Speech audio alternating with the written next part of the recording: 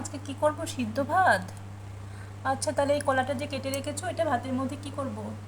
সিদ্ধ দেবো? আচ্ছা, প্রথমে আমি গ্যাস তো পাওয়া যাচ্ছে না, ওই জন্য প্রথমেই আমি সিদ্ধ ভাতটা বসিয়ে দিয়েছি। তারপরে তিতো করলা আলু দিয়ে দিলাম এখানে। আর মা যে কাঁচকলাটা কেটে রেখেছে, কাঁচকলার মধ্যে আমি একটু লাউ দিয়েছি। এই কাঁচকলা আর লাউটাকে কিন্তু আমি ঘটিতে দেবো মুগ ডালের সাথে। এখানে ঘটির মধ্যে আমি মুগ ডালও দিয়ে দিয়েছি ধুয়ে। এরপর আমি ডালের মধ্যে এগুলোকে দিয়ে দেব। তারপর অল্প পরিমাণে জল দেব। ভাতের মধ্যে ডালের বসিটাকে আমি বসিয়ে দেব, তারপর ঢাকবো। আর এখানে একটু মসুর ডাল বানিয়ে নেব।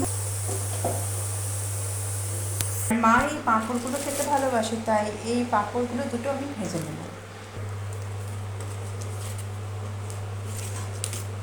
পাঁপড় ভাজার আগে আমি কয়েকটা বড়ি ভেজে নেব লাল লাল করে।